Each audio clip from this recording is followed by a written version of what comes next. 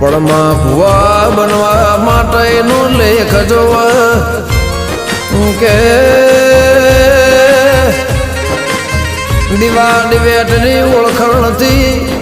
ભુવાના કોઠ દેવી વયના વેણ વધાવે માં